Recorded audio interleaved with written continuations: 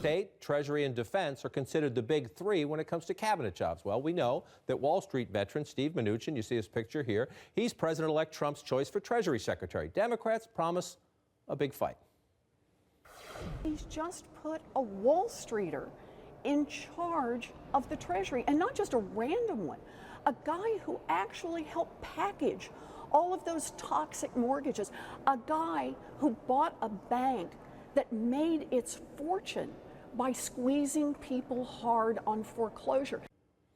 We also know that retired Marine General James Mattis will officially be announced tomorrow as Mr. Trump's choice for Defense Secretary. And by week's end, we are told we will know much more, including most likely the pick for Secretary of State. And in that conversation, part of the issue is whether Donald Trump-Mitt Romney relationship takes another dramatic turn. Remember back in the campaign?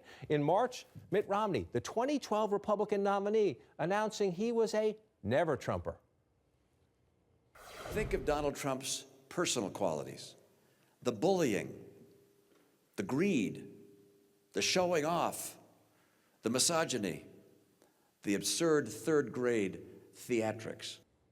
Now, remember the date there, March 3rd. Mitt Romney gave that speech. Donald Trump, same day, responds. Mitt did a big joke. Mitt is a failed candidate. He failed. He failed horribly. He let us down. Mitt ran, probably it was the worst run that most people have seen. He doesn't have what it takes to be president. Throughout the campaign, though, Mr. Romney held firm. Remember the Access Hollywood tape? Mitt Romney saying that convinced him even more so. No way, can't vote for Donald Trump. Presidents have an impact on the nature of our nation, and trickle-down racism, trickle-down bigotry, trickle-down misogyny, all these things are extraordinarily dangerous to the heart and character of America. But since the election, Mitt Romney has had dinner with Donald Trump, had meetings with Donald Trump. He's had a phone conversation with Donald Trump. He's under consideration for Secretary of State. Mitt Romney says everything he has seen from the president-elect since the election, impressive. I've had a wonderful evening with President-elect Trump. These discussions I've had with him have been enlightening and interesting and engaging. I've enjoyed them very much. Is it conceivable that this will happen this week, or is the fact that it hasn't happened by now tell you that at least Donald Trump was not wowed? And General David Petraeus is on another Sunday show this morning, and a lot of people are saying that in some ways could be an audition of sorts for him. I've started to hear over the last couple of days that Trump is moving away both from Romney and Giuliani, who was another early frontrunner. Doesn't mean that it won't eventually be them. Things change very quickly in Trump's orbit, but the push and pull between the two of them has created a lot of room for another option, Petraeus being one of them.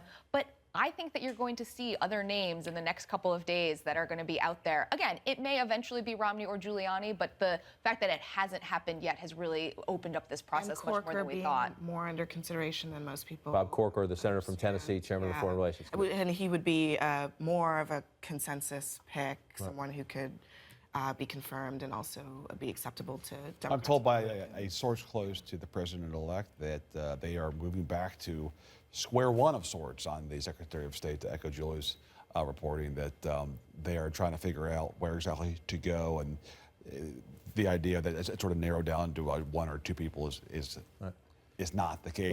It's striking to see Romney say what he did at Trump Tower. I mean, nobody was more impassioned, and really I think more heartfelt. I think Romney was truly offended by Trump. Right.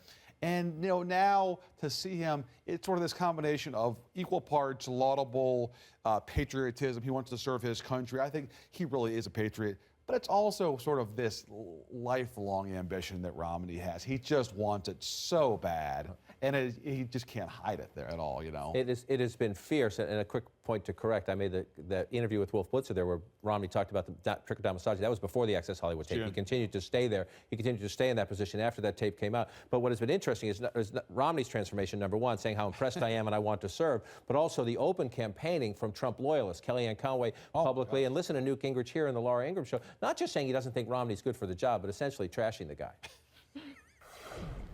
You have never, ever in your career seen a serious adult who's wealthy, independent, has been a presidential nominee, suck up at the rate that Mitt Romney is sucking up. I mean, I am confident that he thinks now that Donald Trump is one of his closest friends, that they have so many things in common, that they're both such wise, brilliant people. And I'm sure last night at an elegant 3-star restaurant in New York that Mitt was fully at home, happy to share his vision of populism, which involved a little foie gras, a certain amount of superb cooking, but was done in a populist, happy manner. Newt with the mic drop. I mean, he mentioned I'm not exactly. I'm legs. still a little confused about his.